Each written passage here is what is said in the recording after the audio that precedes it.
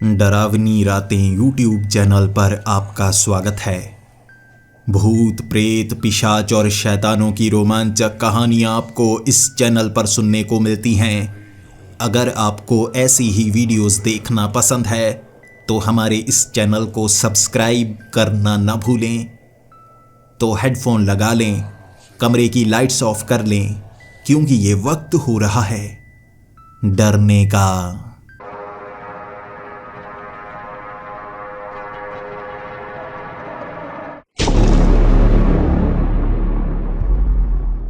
Hello दोस्तों, मेरा नाम रेनॉल्ड है और पेशे से मैं एक पत्रकार हूं। जी हाँ, एक जर्नलिस्ट। और हमारा काम इतना भी आसान नहीं होता।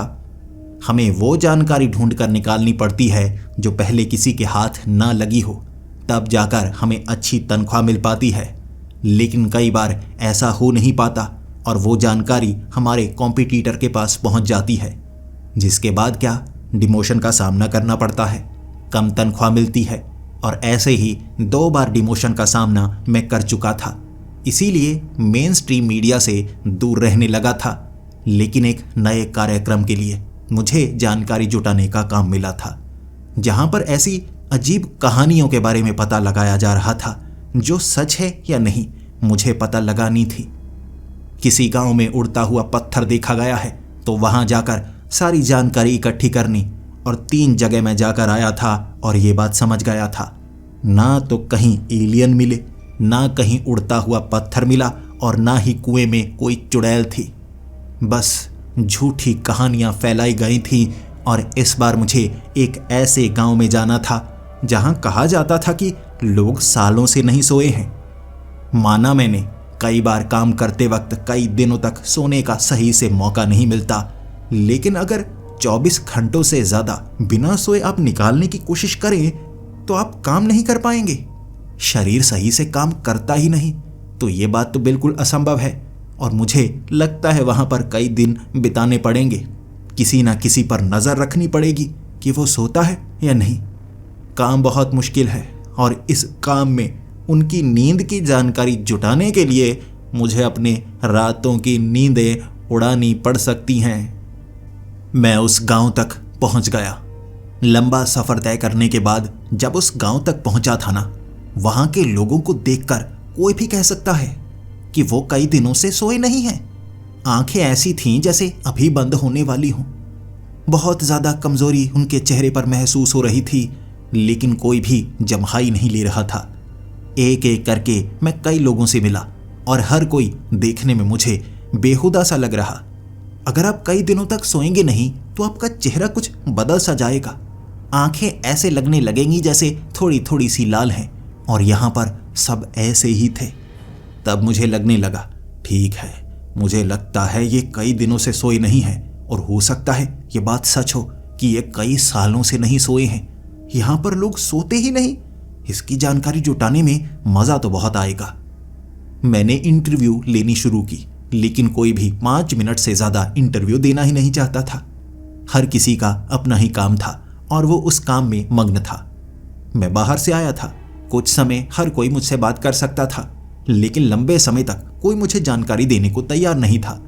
वो तो चाहते थे कोई बाहर से आया है तो जल्दी से चला जाए, इस गांव में ज्यादा रुके ना, क्योंकि यहाँ कहते हैं रातों की नींद उड़ जाती है। मैं भी तो महसूस करूं मेरी रातों की नींद उड़ती है या नहीं। शाम का वक्त हो गया था और कई लोगों से मैं मिल चुका था। धीरे धीरे कुछ लोगों के नाम भी याद होने लगे थे मुझे। वहां पर एक छोटा सा स्कूल भी था और उस स्कूल में पढ़ाने वाली एक टीचर मिसेस हार्पर मुझसे मिली और मैं उनसे 15 मिनट तक बात करता रहा। और उन्होंने मुझे बताया कि वो कई सालों से नहीं सोई हैं। यहाँ पर सच में किसी को नींद नहीं आती, ना बच्चों को ना बड़ों को। उनका हंसना भी कुछ अजीब था। उनके पास जितने भी बच्चे थे एक ही तरीके से हंसते थे। हर इंसान बिल्कुल अलग तरीके से हंसता है, कुछ मजाकिया तौर पर, जबकि कुछ की हंसी ऐसी है कि उनको देखकर आपको हंसी आ जाए। लेकिन यहाँ पर जितने भी बच्चे थे, हर एक बच्चा एक ही तरह से हंस रहा था, जैसे कोई मशीनी तौर पर हंसी उनमें डाली गई हो। देखता रह गया मैं। ये सबसे अजीब चीज थी जिसने कुछ पलों के लिए मुझे चुप सा करवा दिया था। उसके बाद मैं मिलने के लिए गया ग्रेग के पास, जो कि एक मैकेनिक था। उससे कुछ समय बातें करता रहा और उसने भी कहा कि सालों हो गए हैं वो सोया नहीं है, नींद आती ही नहीं, सपने आते ही नहीं, सोना यहां पर कोई पसंद ही नहीं करता। धीरे धीरे बातों ने अंधेरा कर दिया। उस अंधेरे में मुझे जो घर दिया गया था, मुझे वहीं पर रुकना था। जल्दी से मैं घर के अंदर चला गया। लाइट्स तो हर तरफ लगी हुई थी, लेकिन फिर भी पूरी तरह से शांति। ना किसी घर से बच्चों के खेलने की आवाज आ रही, ना किसी का टीवी चल रहा। समय बीतता जा रहा और 1 घंटे तक मैंने इंतजार किया। बाहर टहलता हुआ कोई ना कोई मुझे मिल ही जाएगा जिससे मैं बात करूंगा।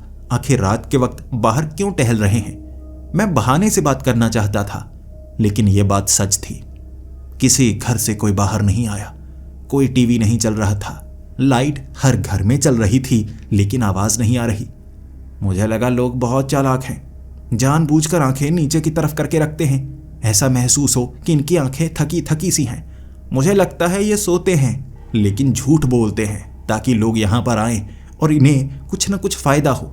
वैसे भी यहाँ पर जो छोटी सी दुकान है, उसमें से खाने की कुछ चीजें ली है मैंने, और भी यहाँ बहुत कुछ है, तो उनकी भी बिक्री करवाऊंगा ना। ये इनकी चालाकी है, समझ गया। लेकिन कोई बात नहीं, फिर भी ढूंढने की कोशिश करता हूं, कोई ना कोई तो मिलेगा ना। मैं चलने लगा घर से बाहर, देखने के लिए कि कोई बात करने के लिए ही मिल जाए। दूर दूर तक कोई नजर नहीं आ रहा था। चलते चलते मैं सबसे पहले घर के पास गया। दरवाजे पर कान लगाकर सुनने की कोशिश की। अंदर से बिल्कुल कोई आवाज नहीं आ रही थी, बिल्कुल शांति थी। टिड्डों की आवाज घास से आ रही थी, आसपास जानवरों की आवाज आ रही थी, लेकिन किसी इंसान की आवाज बिल्कुल नहीं आ रही थी। मुझे अब किसी घर के अंदर झांकना था। पहले वाले घर के अंदर झांका नहीं जा सकता था, खिड़कियों पर पर्दे जो लगे थे, लेकिन आगे जाकर और घरों में मैं अंदर की तरफ देख सकता था। एक घर में जहां पर्दे नहीं लगे थे, लेकिन खिड़कियां बंद थीं, कांच की उन खिड़कियों से अंदर झांका जा सकता था। मैंने अंदर देखा, वहां 2 लोग थे, मियां बीवी। शायद उनकी उम्र 29 या 30 साल के करीब होगी। दोनों मियां बीवी एक दूसरे की तरफ देख रहे। पहले तो मुझे लगा किसी तरह का उनका कोई डर होगा, क्योंकि एक कुर्सी पर वो आदमी बैठा था, दूसरी कुर्सी पर उसकी पत्नी बैठी, और एक दूसरे को वो देखे जा रहे। 15 मिनट बीते, 20 मिनट बीते, वो तो बस बिना पलकों को झपके एक दूसरे की तरफ देखे जा रहे थे, बिना हिले। तब मुझे लगा समय बर्बाद नहीं करना चाहिए। क्या पता इस तरह बैठे बैठे कुछ बातें कर रहे हों, होंठ तो नहीं हिल रहे, लेकिन मैं पागल साबित हो जाऊंगा अगर मैं लोगों के घरों के अंदर झांक रहा हूं, ऐसा किसी ने देख लिया। फिर मैं आगे बढ़ने लगा। एक और घर के अंदर झांका मैंने, जहां पर एक बूढ़ी औरत थी और एक 8 से 9 साल का बच्चा। वो बूढ़ी औरत भी एक कुर्सी पर बैठी, बिना पलकों को झपकाए एक तरफ देखे जा रही थी। बच्चा भी इसी तरह, जबकि इस उम्र के बच्चे इस तरह बैठे नहीं होते, या तो वो सो रहे होते हैं या खेल रहे होते हैं। यहां वो बच्चा ना तो खेल रहा था ना सो रहा था। उत्सुकता बढ़ती जा रही थी। सोचने पर मैं मजबूर होता जा रहा था। जानकारी तो मुझे जुटानी ही थी, तो मैं सड़क की तरफ बढ़ने लगा। गांव से बाहर एक सड़क निकलकर जाती थी, वहां पर बना हुआ था एक मोटेल। मुझे लगा मोटेल में जाता हूं, देखता हूं, वो दिन और रात खुला ही रहता है ना, रिसेप्शन पर कोई ना कोई तो बैठा ही होगा। मैं उस मोटेल तक पहुंचा। सीढ़ियां चढ़कर थोड़ा सा ऊपर की तरफ था वो। मैं रिसेप्शन पर पहुंचा, वहां पर एक आदमी बैठा हुआ था। वो उस मोटेल का मालिक ही होगा, क्योंकि छोटा सा तो मोटेल था और कोई मौजूद नहीं। मैंने उससे बात करने की कोशिश की, वो हिल नहीं रहा था, कुर्सी पर बैठा हुआ सामने वाली दीवार को देखे जा रहा। पलकें उसकी झपक नहीं रही थी, लेकिन ऐसा लग रहा था जैसे खुली आंखों से सो रहा हो। कई बार उससे बात करने की कोशिश की मैंने, उसे हिलाने की कोशिश की मैंने, लेकिन वो जैसे गहरी नींद में हो। अब मुझे लगने लगा शायद कुछ चीज का पता मुझे लग गया है। यहां कोई सोता नहीं बंद आंखों से, शायद खुली आंखों से सोते हैं सब। बैठे बैठे सोते हैं। ऐसा मैंने किसी और देश में हुआ सुना है, जहां पर कोई लेटता नहीं बल्कि सब बैठे रहते हैं। शायद यहां पर यह सब हो रहा है। चालाक होंगे गांव वाले, लेकिन फिर भी मुझे पक्का तो करना होगा ना। अब यहां कोई बात करने वाला तो है नहीं। मोटेल में आया हूं, सोचा था किसी से बात करने का मौका मिलेगा, लेकिन मौका नहीं मिल रहा तो मुझे घर जाना चाहिए। आंखों में थोड़ी थोड़ी नींद आने लगी थी। कल मैं सबसे दोबारा बात करने की कोशिश करूंगा। किसी न किसी को मनाऊंगा जो मेरे साथ मेरे घर में रहे, ताकि पूरी रात मैं पहचान पाऊं कि कोई सोता है या नहीं सोता। 2-4 दिनों तक मुझे रिकॉर्ड करना होगा कि किसी को नींद आती है या नहीं। लेकिन कल पहले तो किसी से बात करनी होगी। अब घर की तरफ चलता हूँ। बहुत दूर निकल आया हूँ। ऐसा ना हो यहाँ कोई जानवर मुझ पर हमला कर दे। लोग तो खुली आंखों से सोए हुए हैं, मदद के लिए कोई नहीं आएगा। अब मैं घर की तरफ वापस आ रहा था। रास्ते बिल्कुल सुनसान थे।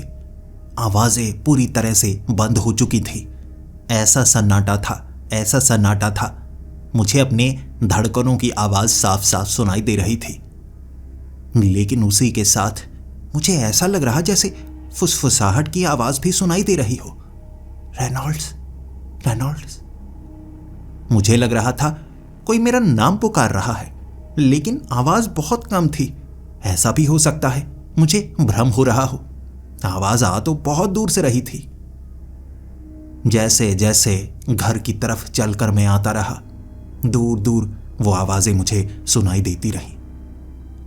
मुझे किसी घर से कोई और आवाज नहीं आ रही थी। लाइट जैसे जल रही वैसी की वैसी अब भी थी, जैसे इस गांव के सभी लोग अब भी आंखें खोलकर सो ही रहे हों। लेकिन तब मुझे एक छोटी सी दुकान नजर आई। उस गांव का वो हिस्सा जहां पर कई दुकानें थीं, लेकिन एक खुली लाइब्रेरी मुझे साफ नजर आई। उसका दरवाजा खुला था। अंदर जो लाइट लगी हुई वो कभी बंद हो जाती, कभी चलने लगती, कभी बंद हो जाती, कभी चलने लगती। ऐसा लग रहा था कोई बार बार लाइट को चला रहा हो, बंद कर रहा हो। तब मुझे लगा किसी से बात करनी चाहिए, देखकर आता हूं। रात के वक्त कोई तो जाग रहा है, कोई तो शायद सच्चा है। जैसे ही मैं उस लाइब्रेरी में गया, महसूस किया आगे वाला वो जो बल्ब था ना, वो शायद खराब था। अपने आप कभी चलता, कभी बंद हो जाता। जब वो बल्ब बंद होता तब भी एक छोटी लाइट अंदर लगी होती, जिससे पूरी तरह से तो अंधेरा नहीं होता, लेकिन दूर से ये भ्रम होता कि जो अंदर है ना वो जागा हुआ है और बटन दबा रहा है। जब मैं उस लाइब्रेरी से बाहर आने वाला था, तभी धड़ाम की एक आवाज आई। ऐसा लगा जैसे कुछ गिरा हो। उस लाइब्रेरी के पिछले हिस्से में कुछ न कुछ तो गिरा था। जब उसे देखने के लिए मैं उस तरफ बढ़ा, एक शेल्फ से एक किताब नीचे गिर चुकी थी। मैंने उस किताब को उठाया, देखा वो अजीब सी किताब थी जिसमें ढेर सारे नाम लिखे हुए थे और उसके पीछे कुछ अलग अलग सा लिखा हुआ। नाम के पीछे डेड, नॉन ड्रीमर, सबसे अंत में रेनॉल्ड नाम लिखा और उसके पीछे लिखा हुआ था ड्रीमर। बाकी सबसे ये नाम पूरी तरह से अलग था। ये मेरा नाम था, लेकिन पीछे ड्रीमर लिखा गया है। मैंने उंगली लगाकर उस पन्ने पर महसूस किया। ये शब्द नए थे। ऐसे लगा जैसे अभी अभी लिखा गया हो। उंगली पर स्याही को महसूस कर पा रहा था मैं। फिर मैं इधर उधर झांकने लगा, देखने लगा किसने इस किताब को शेल्फ से नीचे गिराया होगा।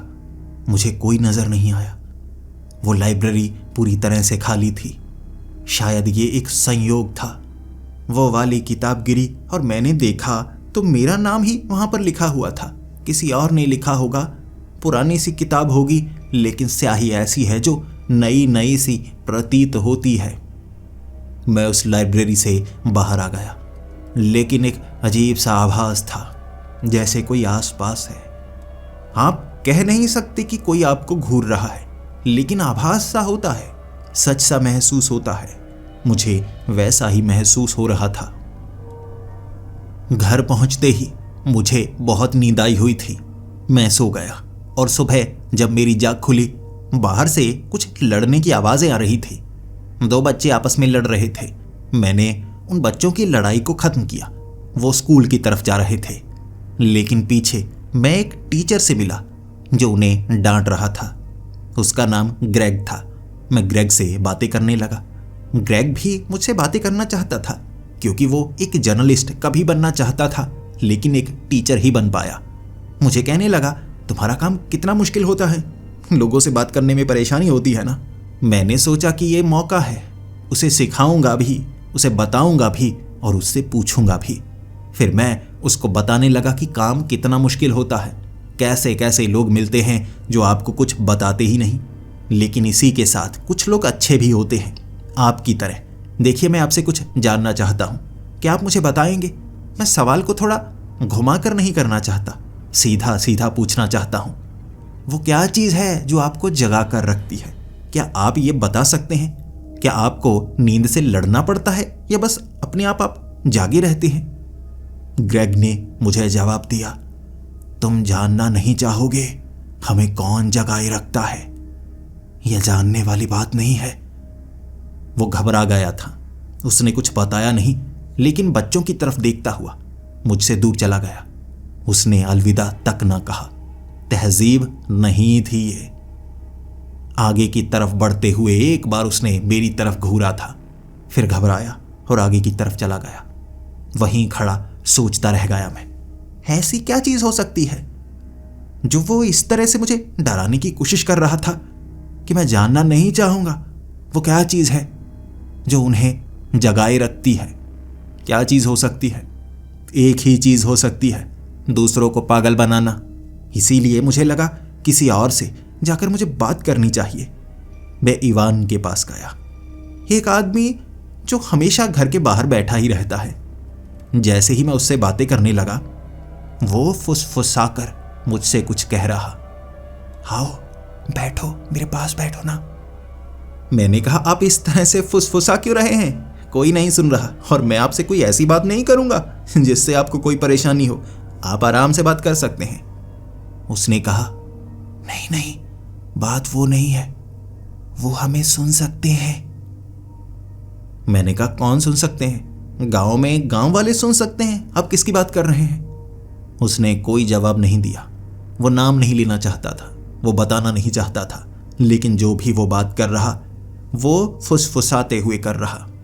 मैंने उससे उसका नाम पूछा, उसके बाद और बातें की और फिर मुझे लगा उससे मेन पॉइंट पर आकर सीधी सीधी बात तो करनी ही चाहिए।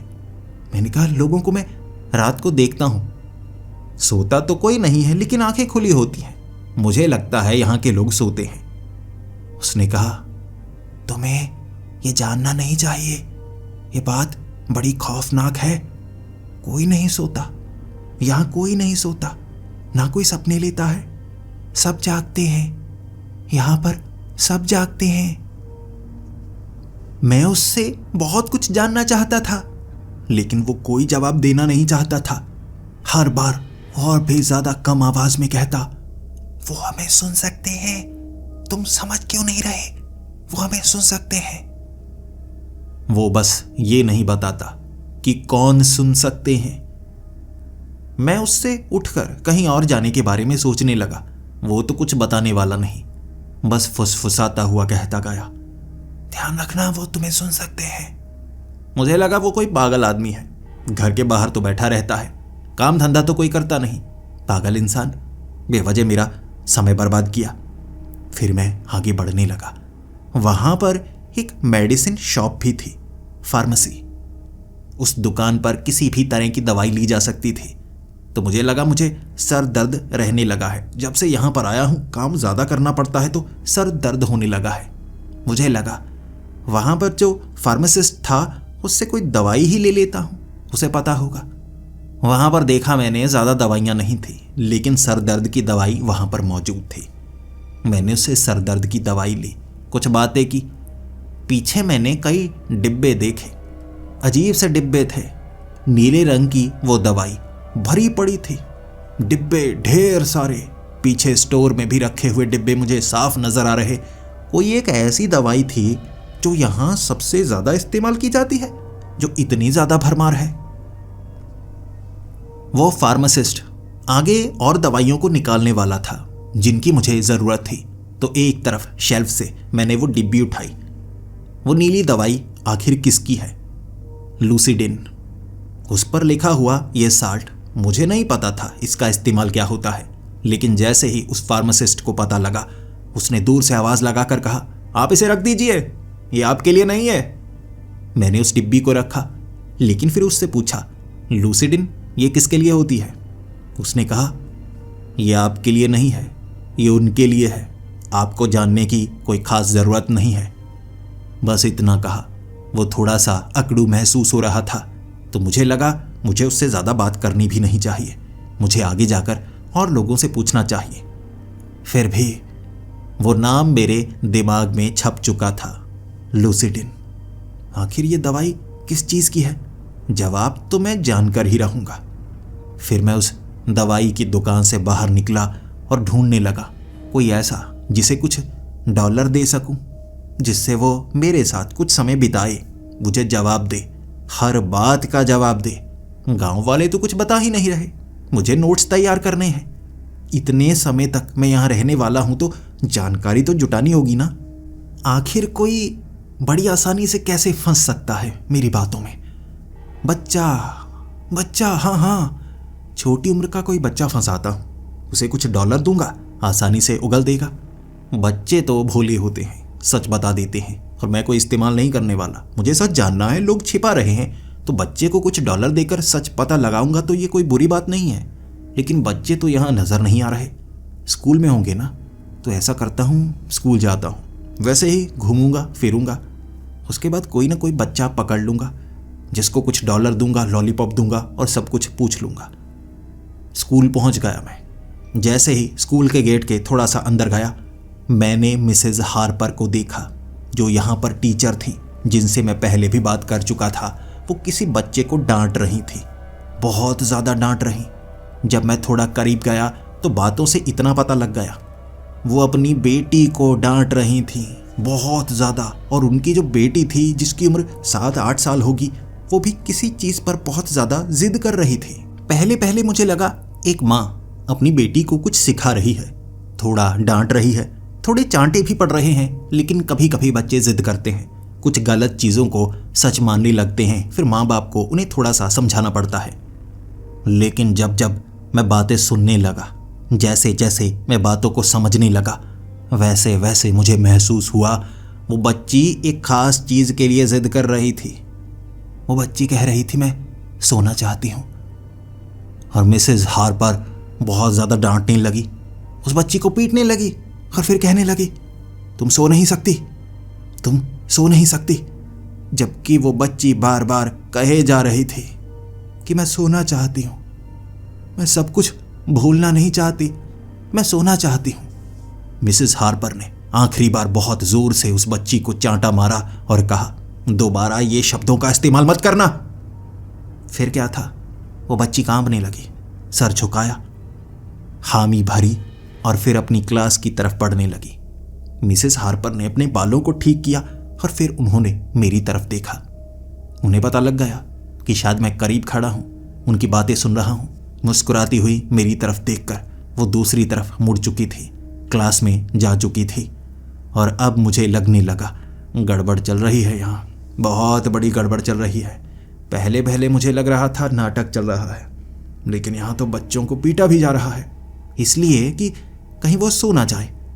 और सोने से कौन भूलता है? वो किस चीज़ की बात कर रहे थे, मुझे कुछ भी समझ नहीं आ रहा। लेकिन मुझे किसी बच्चे से बात करनी थी। वहाँ पर मुझे कई बच्चे मिले, लेकिन कोई बच्चा मुझसे बात नहीं करना चाहता था। हर एक बच्चा किसी अनजान से बात करने से कतरा रहा था, डर रहा था। मैंने लगभग 10 बच्चों से बात की। जैसे ही बात करने के लिए करीब जाता, मुस्कुराते हुए वो बच्चे डॉलर देखने पर भी पिघल नहीं रहे थे, लॉलीपॉप वो पकड़ना नहीं चाहते थे किसी अनजान से। इसीलिए ये कोशिश मेरी नाकाम हुई और मैं सोच में पड़ा हुआ। अब कोशिश कुछ अलग करनी होगी, सोचना होगा कैसे मैं आर्टिकल तैयार करूं जब कोई बात करना ही नहीं चाहता। और किन चीज़ों से सब डर रहे हैं, यहाँ तो कुछ अलग चल रहा है। लेकिन मैंने मिसेस हार्पर को बच्ची को पीटते हुए देखा है। इस तरह से मैं पुलिस में कंप्लेंट लिखवा सकता था। पुलिस स्टेशन नज़दीक नहीं है, लेकिन फिर भी इससे उन्हें पकड़ा जा सकता है। उसके बाद मिसेस हार्पर जैसे ही स्कूल से बाहर निकली, मैं उन्हें सीधा सीधा धमकाने लगा। बच्चों को पीटना सही नहीं है। अगर कोई सोना चाहता है तो आप उन्हें सोने से रोक नहीं सकती। ये बात बिल्कुल गलत है। मिसेस हार्पर शुरू में मुझसे झगड़ा करने लगी। मेरी बेटी, मैं चाहे जो करूं, हमें जो सही लगता है हम वही करेंगे ना। मैंने कहा, सही तो बहुत कुछ लगता है। आप किसी बच्ची को इस तरह से बुरी तरह से पीट नहीं सकती, और वो भी इसलिए क्योंकि वो सोना चाहती है। आप सोने से बच्चों को कैसे रोक सकती हैं? आप पागल तो नहीं?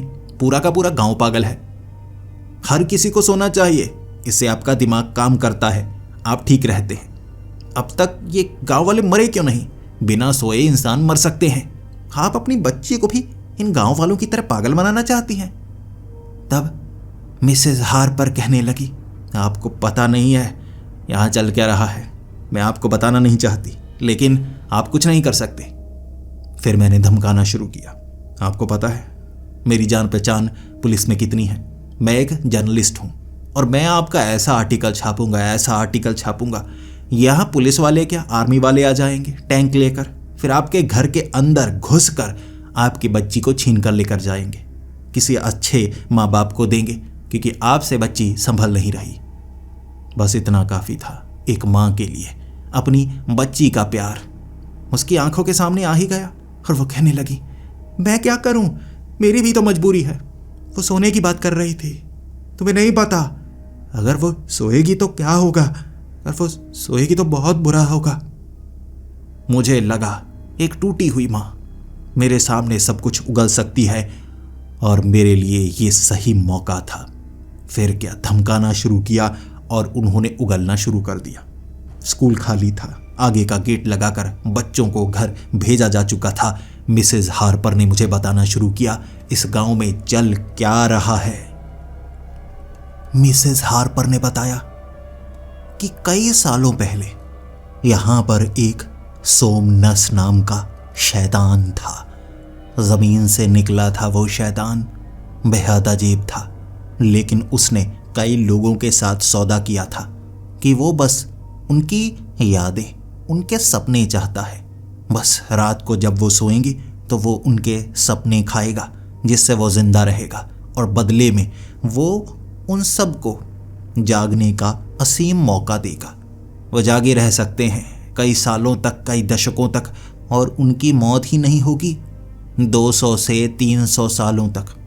लोगों को लगा था 300 सालों तक जिंदा रहने की ये कवायद काफ़ी फायदेमंद होगी, लेकिन फिर उन्हें महसूस होना शुरू हुआ कि रात को जब सोमनस आपके सपने खाता है, सपने सिर्फ यादें या छोटे छोटे हिस्से नहीं होते, वो आत्मा का एक भाग होता है, आत्मा का एक अंग होता है। सपने हमारी आत्मा से जुड़े हैं, वो आत्मा को खा रहा था। जब लोगों को महसूस होना शुरू हो गया, तब उन्हें पता था वो सोएंगे तो सपने आएंगे, और सपने आएंगे तो वो सपनों को खाएगा। बदले में ताकत ज़रूर देगा, लेकिन धीरे धीरे आप खत्म हो जाएंगे, आप बचेंगे ही नहीं। इसीलिए यहाँ पर रात को कोई नहीं सोता, और लोग यहाँ पर एक दवाई का इस्तेमाल करते हैं, वो नीली दवाई जिसे खाने के बाद नींद नहीं आती, लेकिन रात के वक्त वो आपके सपनों को खींचने की कोशिश करता है, तो आप एक मुर्दे की तरह रहेंगे। पूरी रात जहाँ बैठे हैं, रात वैसे ही बिताएंगे, चल फिर नहीं पाएंगे, कुछ कर नहीं पाएंगे। और यही इस गांव का सच है। सोता कोई नहीं, लेकिन पागल भी नहीं होता। उसने हर किसी को कभी ना कभी मजबूर किया है सोने पर, और सपनों को उसने खाया है, आत्मा को निचोड़ा है, उसके अंग भाग उसने खाए हैं, जिससे ताकत मिली ज़रूर है लोगों को, लेकिन मजबूरी में। आज भी सोमनस यहाँ मौजूद है, और जो कोई सोता है वो सपनों को खाता है। तुम उस दवाई का इस्तेमाल नहीं कर रहे, तुम सोते हो तो वो सपनों को खा रहा है। तुम जितना समय बिताओगे उसका भाग बनते जाओगे, तुम्हें नहीं पता तुम्हारा क्या होगा।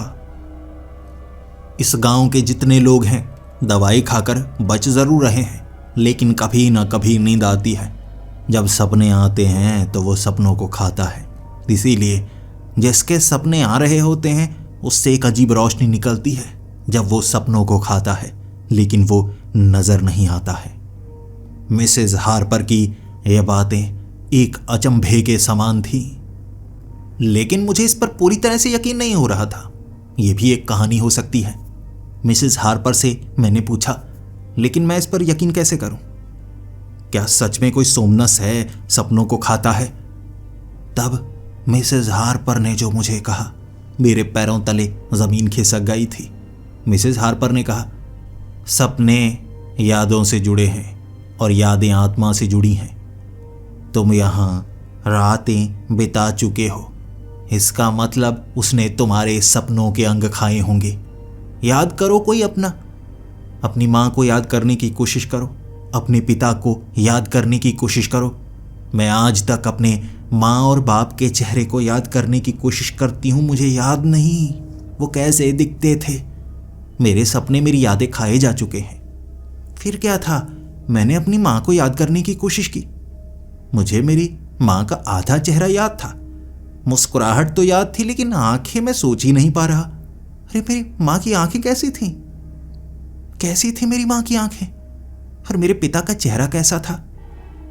जब मैं ये याद करने की कोशिश कर रहा, मुझे बिल्कुल याद नहीं आ रहा। फिर मुझे डर लगने लगा। ये तो सच लगता है, आखिर अपने आप में ये चीजें भूल कैसे रहा हूं? ये बात सच लगती है, पूरी तरह से सच लगती है। मिसेज हार्पर की बातों का सच जानने के लिए मैंने भी फार्मासिस्ट से वो नीली दवाई ली थी। वो घबराया हुआ था और उसने कहा, तुम्हें इसके बारे में कैसे पता लगा? मैंने उसे मिसेज हार्पर का नाम नहीं बताया, लेकिन रात को सच मुझे जानना था। जैसे ही मैंने उस गोली को खाया, मुझे लग रहा था कोई नशीली गोली होगी जिससे मैं बेहोश हो जाऊंगा, लेकिन ऐसा नहीं था। मिसेज हार्पर ने खास तौर पर कहा था इसे पानी के साथ खाना है, लेकिन इसे खाने से पहले अच्छे से बैठ जाना है और पूरी रात तुम्हारी वैसे ही निकलेगी। मैंने वैसा किया।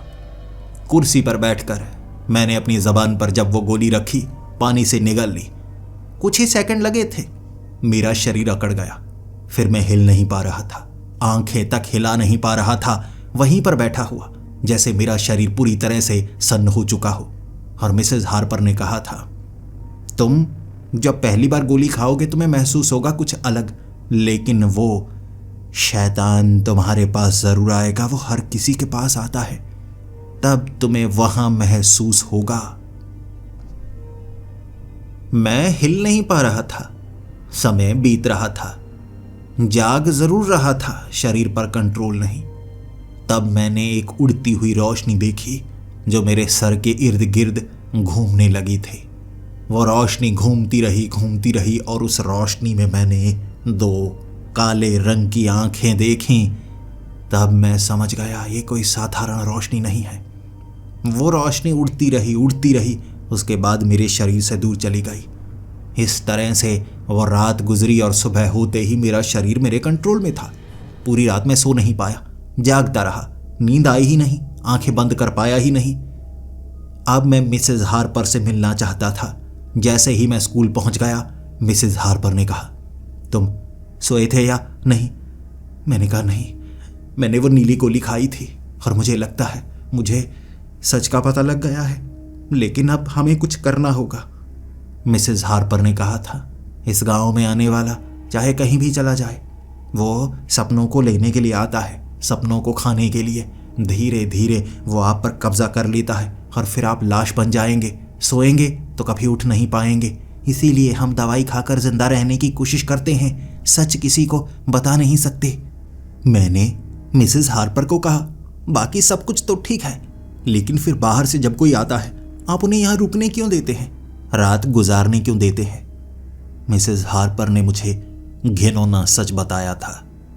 सोमनस आत्माएं चाहता है, यादें चाहता है, सपने चाहता है, और अगर यहाँ कोई सोएगा नहीं तो वो गुस्सा होगा ना। कुछ न कुछ उसे ज़रूर चाहिए। समय समय पर कोई आता है तो उसे कुछ न कुछ तो मिलता है, इससे हम बचे रहते हैं। यह हमारी भी मजबूरी है, लेकिन तुम्हें मैंने सच बता दिया, तुम बच सकते हो। अब सोना मत, उस दवाई का इस्तेमाल करना, जहां भी रहना दवाई का इस्तेमाल करना। मेरी सांसें रुक गई थीं। उसने कहा था, अब तुम इंसान नहीं रहे, तुम जैसे उसका एक अंग हो जिसको वो जब चाहे इस्तेमाल कर सकता है। वो धीरे धीरे तुम पर कब्जा करने की कोशिश करेगा। बस सोना मत, तुम भी बचे रहोगे। जैसे गांव वाले कभी नहीं सोते सालों से, तुम भी कभी नहीं सोओगे। उसने एक बार तुम्हें शिकार बनाया है, तुम्हारी उम्र लंबी हो गई है, बस शरीर पर कब्जा मत होने देना। मिसेज हार्पर की ये बातें बहुत डरा रही, लेकिन मैं इससे बचना चाहता था। यहाँ पर बनी हुई एक चर्च में एक टेम्परेरी पादरी था जिसका नाम इवान था। इवान से झगड़ा किया मैंने उसी चर्च में। शुरू में काफ़ी स्थायी सा नर्म दिल था वो, लेकिन जैसे जैसे मैंने सच बताया और मैंने कहा इससे तुम्हें खतरा हो सकता है, मैं सच जान चुका हूँ, वो घबराने लगा। और फिर मुझे उसने पूरा सच भी बताया कि सोमनस का जो दिल है ना, इस गांव में बना वो घंटा घर, वो एक छोटी सी इमारत है जिसके बीच में घड़ी लगी हुई है, वहाँ पर उसका दिल है। लेकिन क्योंकि वो सबसे जुड़ा हुआ है, गांव के जो भी लोग हैं वो सबसे जुड़ा है, अगर उसे ख़त्म किया गया तो हो सकता है गांव के सभी लोग खत्म हो जाएं। अगर शरीर को खत्म करोगे तो उसके अंग तो मरेंगे ना। गांव का हर एक इंसान कभी ना कभी उसका शिकार जरूर बना है। उसे मारने पर सब मर सकते हैं, इसीलिए कोई वहां जाकर कुछ करना नहीं चाहता। तुम भी अगर भाग बन चुके हो तो ये कोशिश तुम भी मत करना। मुझे खुद की फिक्र नहीं थी।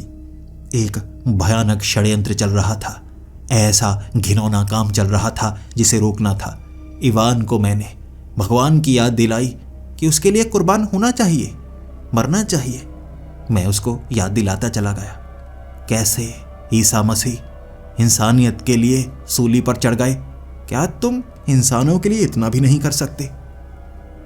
इवान मान चुका था। मैं उस दिल को खत्म करना चाहता था, सोमनस को खत्म करना चाहता था। और इवान ने बताया एक खास रस्म से ऐसा किया जा सकता है। आधी रात को अगर उस रस्म को हम निभाएं तो ये काम किया जा सकता है।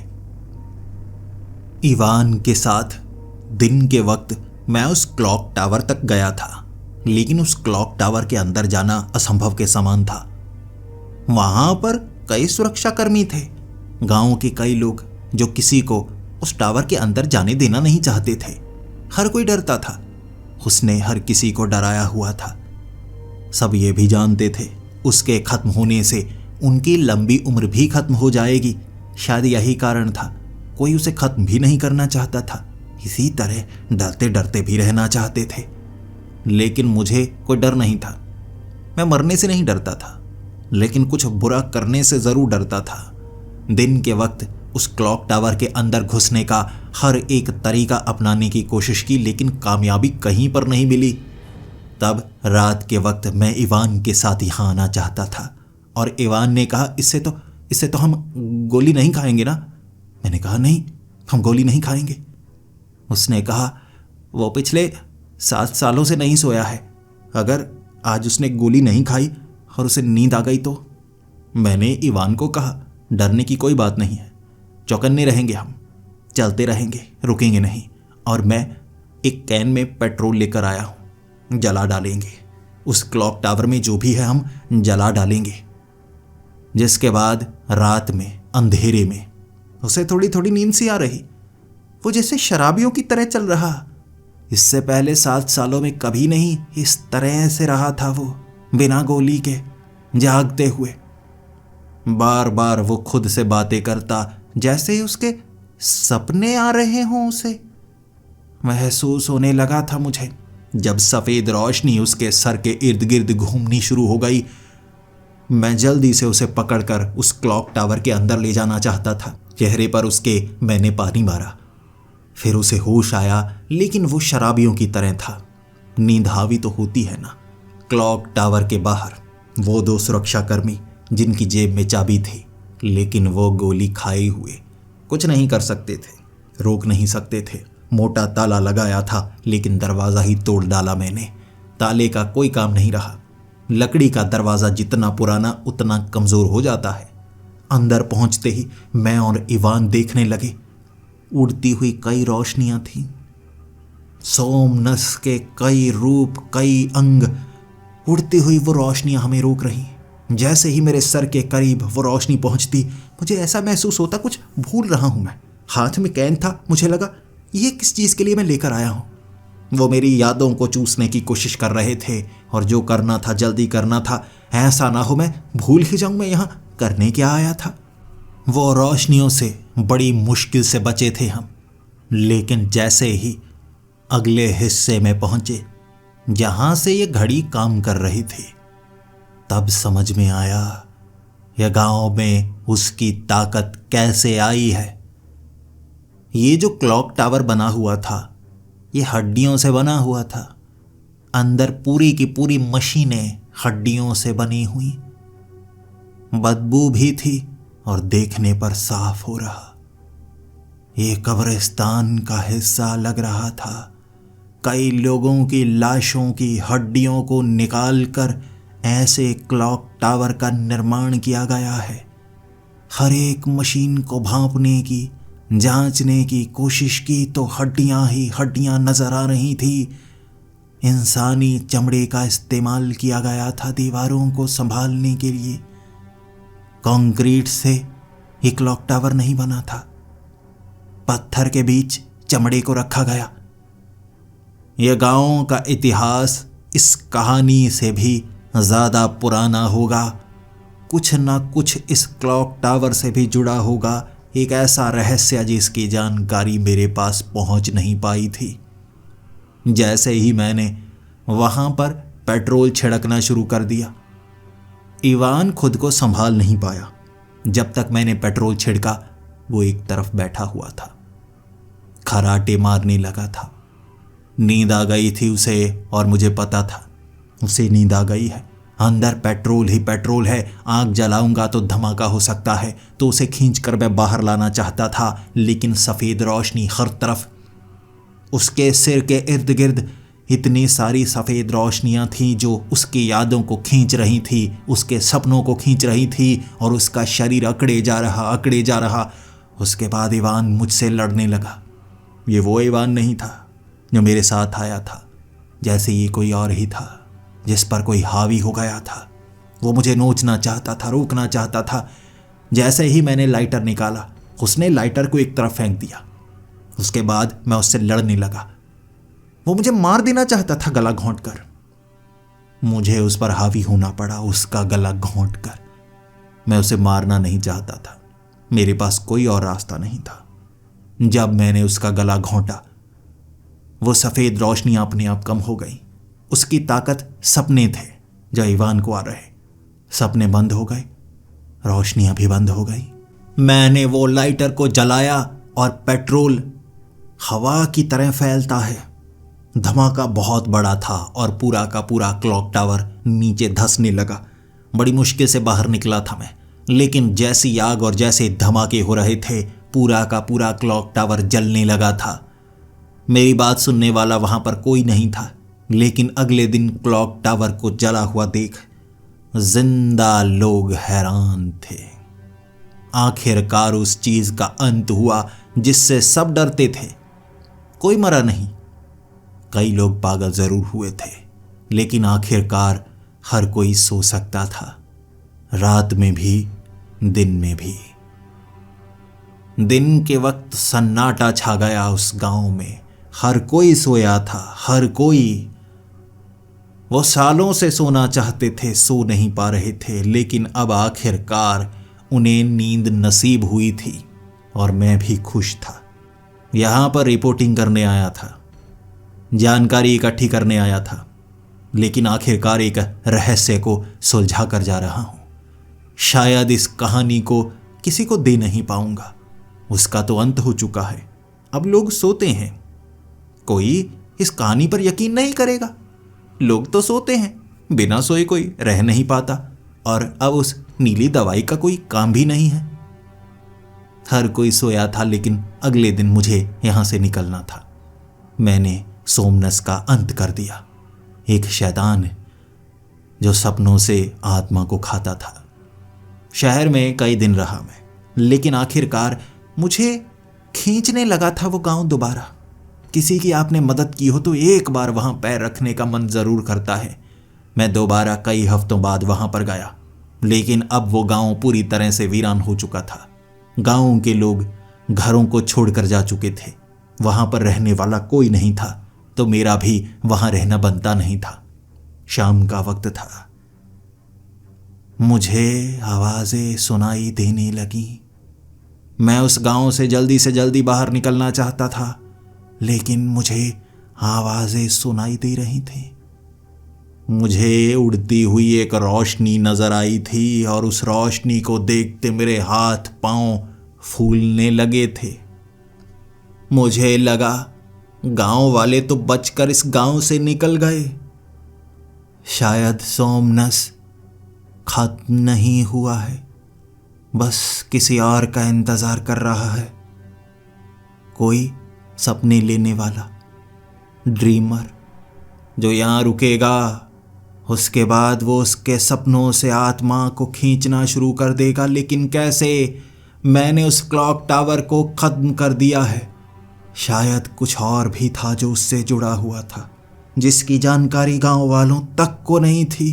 अब भी उसका अंश जिंदा है, लेकिन मैं इस गांव में रुक नहीं सकता। सोमनस का सामना करना बहुत मुश्किल का काम था। अब तो शायद मैं कर भी ना पाऊं। निकल आया था उस गांव से मैं, पूरी तरह से वीरान और सुनसान छोड़कर। शायद जिसे पता है वो उस गांव में कभी नहीं जाएगा, लेकिन इंसानी फितरत है, जब हमें कोई अजीब चीज नजर आती है, अजीब कहानी सुनने को मिलती है, ढूंढने के लिए सच पहुंच जाते हैं हम। भूतिया जगह भी लोग पहुंच ही जाते हैं, देखने के लिए क्या यह सच है या नहीं। शायद कुछ लोग यहां भी वो गलती जरूर करेंगे। आएंगे भविष्य में, जिन्हें इतिहास का पता तक नहीं होगा, होगी उनसे भी वो गलती। शिकार बनेंगे फिर वो सोमनस का, और उसके बाद यहां से निकलना उनके लिए असंभव हो जाएगा। शायद उनकी मदद करने के लिए फिर यहां कोई ना आए। आप भी ध्यान रखिएगा, किसी अनजान जगह पर आप जा रहे हो तो लोगों की आंखों को जरूर देख लेना। आपको उनकी आंखें ऐसा ना महसूस हो जैसे वो बहुत लंबे समय से सोए नहीं हैं।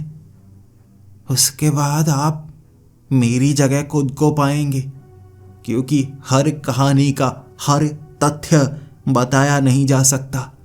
जैसे मैंने अपना नाम भी असली नहीं बताया था, उस गांव का नाम भी असली नहीं बताया था।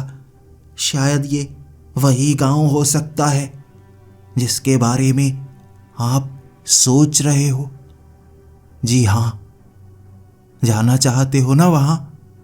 आपको सतर्क करने के लिए ही मैं ये कहानी सुना रहा था। जी हां, आपको ही